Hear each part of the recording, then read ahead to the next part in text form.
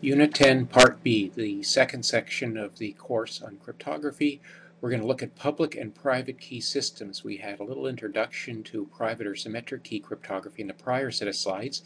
This time we'll go into it in a little more detail and introduce the concept of public key cryptography. Very powerful way of doing encryption, discovered in the mid-70s, at least publicly discovered then, and is really the basis of internet e-commerce and most of the security that we have over the internet, over unrestricted networks such as that. Now we've got two different types of cryptography. There's a traditional symmetric or private key where a key is generated, the same key is distributed to two parties, and then one party sends a ciphertext to the other party. The recipient uses the same key used to encrypt to decrypt. Now for symmetric key encryption, we've got a number of algorithms that you may find in use here or there.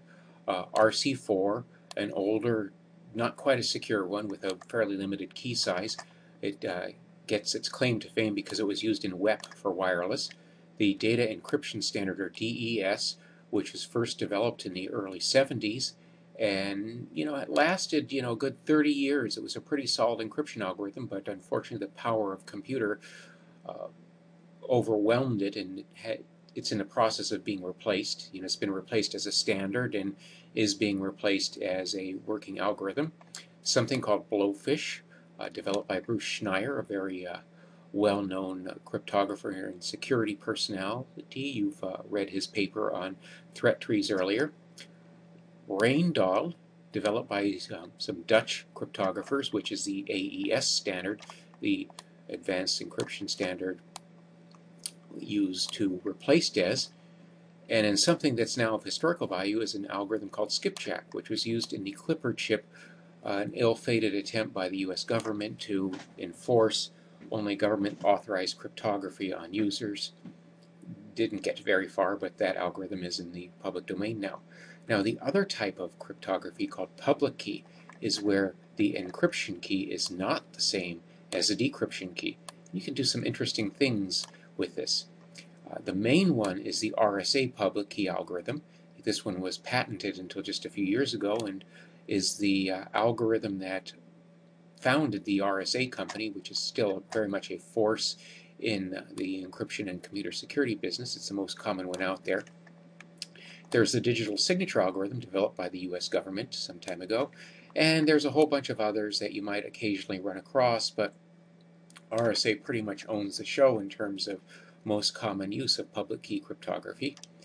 There are also secure hash algorithms. Remember our discussion of S-key back in authentication, where you used a secure hash to generate secure passwords, one from the other, and then use those passwords in the reverse order, taking advantage of the fact that a secure hash is easy to do and hard to undo. Secure hashes are useful for a lot of things in the field of cryptography, for taking a very large document and making a fingerprint of that document that's relatively unique and has a very high probability of actually being associated with that document. There are several hashing algorithms out there. MD5 is still a very common one, an older one. It's under some circumstances been compromised. Secure hash algorithm, or SHA-1, and then SHA-256, which is secure hash algorithm 256, meaning the hash itself is 256 bits long, makes it harder to have collisions where two different sets of text result in the same hash. Now DES in detail. It began in the early 70s as IBM's Lucifer algorithm. It was actually developed by IBM and became part of a competition for determining a strong encryption algorithm for use by the financial sector. This is one of the early sectors to get behind cryptography that wasn't immediately affiliated with the military and the government. It was non-classified data, but banking networks at that time were coming into their own public networks. Automated teller machines were starting to be found, and banks realized you need some secure method to transmit data over these networks.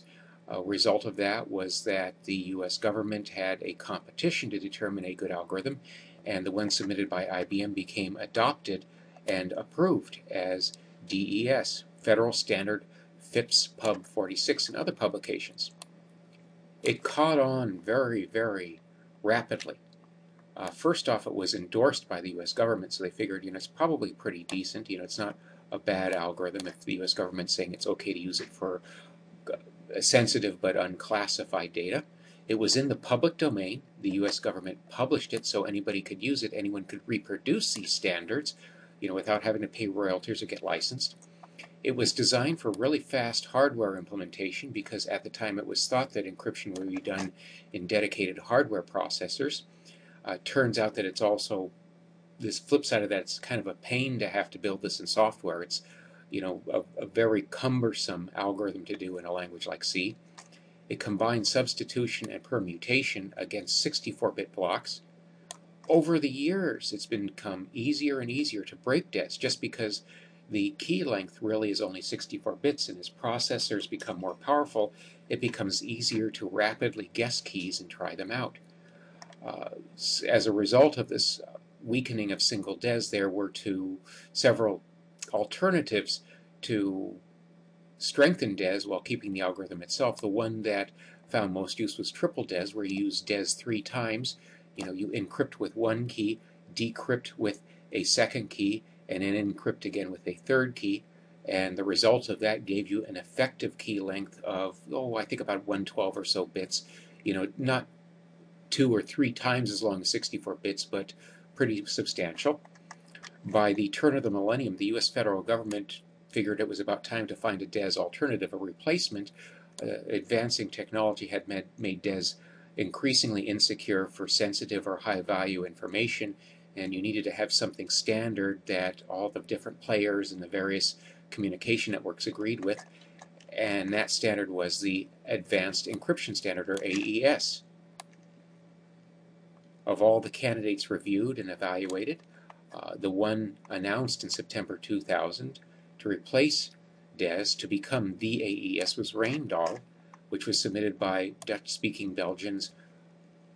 I'm not even going to try to pronounce this name. I have a hard enough time with Reendahl. But anyway, a couple of Dutch fellows who were Belgian nationals came up with this, and it was determined to be the replacement for DES. So, for now, AES is a standard good symmetric key algorithm. Symmetric key issues. First issue is both the encrypting and decrypting parties have the same key. It means you never really know for sure who exactly sent you a message because you've got at least 2 people who have the key and who could send it. You don't really have an ability to have digital signatures. You can't say with a very, very high degree of certainty that a particular individual authorized a document signed with a symmetric key because by definition the party validating that signature has to have the key as well, so at least 2 parties have to have the key. Keys have to be securely distributed. Secure distribution is very difficult to do and is never quite certain. If secure distribution were easy, then you wouldn't bother with encryption in the first place. You just send your messages securely. In order to distribute and manage keys in symmetric key, you have to have hierarchies of keys.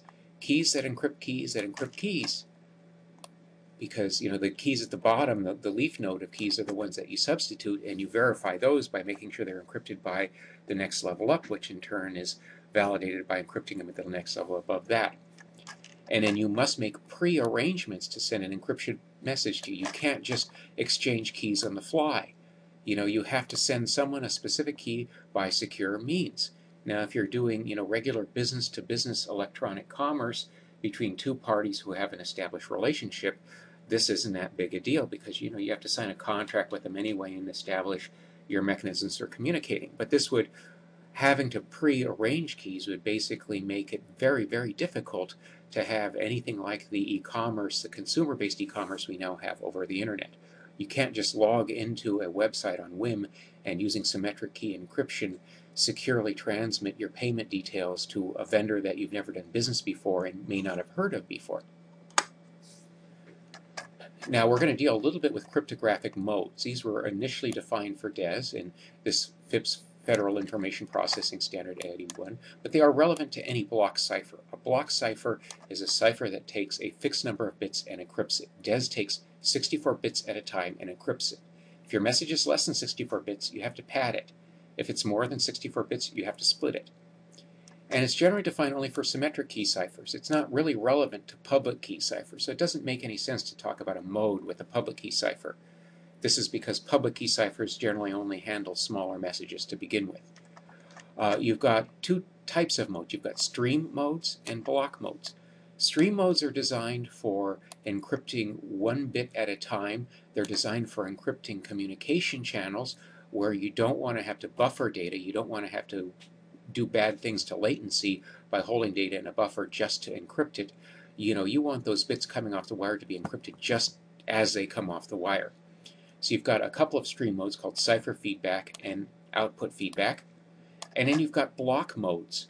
These are modes where, say, you're encrypting a book or a database, a bunch of data that's static where the fact that you have to bunch it up into blocks isn't a big deal. Electronic codebook is kind of the naive block mode. You just take your plain text, chop it up into 64-bit chunks, and encrypt each chunk with DES, and each chunk is encrypted independently. This is not the most secure way of doing it. If you happen to have two chunks that are identical, then they will encrypt to the same ciphertext, and there's ways people can exploit that. So what they've come up with is cipher block chaining, where one block helps seed the encryption of the subsequent block. The blocks aren't independent of each other now, and as a result of that, you've got more randomness in the output and less chance of patterns that are meaningful to a cryptanalysis. Modes have different characteristics. They have different vulnerabilities. Error propagation, if you've got certain types of mode and a bit gets flipped, that can sometimes affect subsequent blocks. The speed of encryption and decryption, and whether or not you can get to data non-sequentially. You don't use a stream cipher for an encrypted database because with a stream cipher you'd have to decrypt every bit right up to the one you're interested in. With something like electronic codebook, you can say, yeah, give me, page 5, paragraph 2, sentence 3, the third word, and it can decrypt that without having to decrypt anything else in the book. So these are modes. It's just ways of bunching data to feed it to a cipher to get the ciphertext out. Now, asymmetric or public key distribution.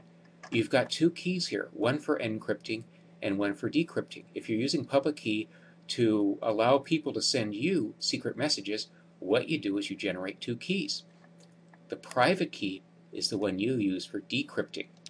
Nobody else gets that. You hold it to yourself. The public key is used for encrypting, and anybody in a crowd can get that from you.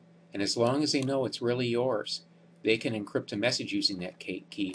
You'll get that message, and then you'll use your private key to decrypt that message.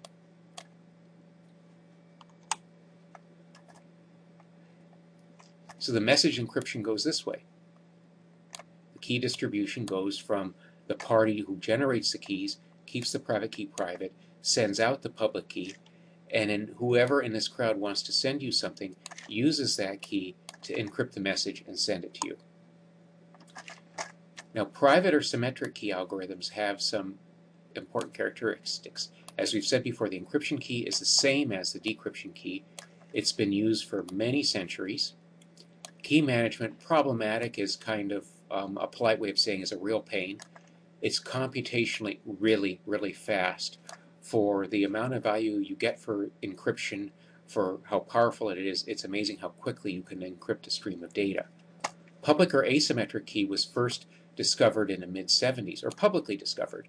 The American National Security Agency claims earlier discovery, as does one of the British spy agencies as well. They claim to have developed this actually in the 60s, but it was classified and nobody knows, so take it with a grain of salt.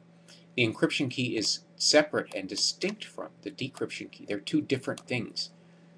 For encryption purposes, you publicly distribute the encryption key. Doesn't matter who gets it. The decryption key is kept secret. And of course, you can't infer or calculate one from the other. You hand everyone the encryption key, and it will take them a long time to figure out your decryption key. It really simplifies key management because all you have to do is, if you want somebody to communicate with you, you give them your public key. That's it. And then vice versa. If they want you to send them secret messages, they give you their public key. The inverse of this process provides for digital signatures. What if I kept the encryption key and gave everyone the decryption key. That way, if they get a message and they use my decryption key and they can generate the message from the ciphertext, they know it must have come from me because they trust the fact that I'm the one who gave them that decryption key. That's sort of the basis for digital signature. You give someone a key, and as long as you believe that key came from the party, any message you get from that point forward can be tested to see whether it came from that person. Public key is susceptible to chosen plaintext attacks. I can take, since I have the encryption key, I can take any plaintext I want. I could encrypt, say, a dictionary of words, every single word with that key that was given to me. Now, anytime I see a message that consists of that word, or consists of the ciphertext for that word, I figure out what that word was in plaintext. So if you have an absolutely huge dictionary of all possible messages, you encrypt all those messages, you can figure out what's being sent on the wire with this, even if you can't decrypt it, because you just match the ciphertext with the plaintext. It's very slow, very compute intensive. It involves some mathematics, involving logarithms and exponentiation that take a long time to do with computer systems, or through any other means for that matter. Now, public key protocols, you generate the key from a seed, a sort of random or arbitrary number. From that, you generate a secret key and a public key. These are two different numbers. Public key cryptography is all about math games. What you're doing is taking a math game where you can take that public key, create a message from the public key, and that's a mathematical problem that's really, really hard to solve, can't be solved in any feasible amount of time unless you've got a secret. And that secret is a secret key. So it's a problem with a back door, is what public key cryptography is all about. The sender of a message has a copy of the recipient's key, takes the plaintext message, encrypts it with the recipient's public key, gets the ciphertext. Somebody else who has a copy of that public key can't do anything with it, because to decrypt it you need the private key. You've got two different keys, and the public key is useless for decrypting. It's one way. You can only encrypt with the public key. So this message goes to the intended recipient. The recipient takes their secret, closely guarded private key and can magically decrypt this message. Well, not magically, but through very complicated mathematics can decrypt this message. And they're the only ones. As long as they keep that private key secure, that's it.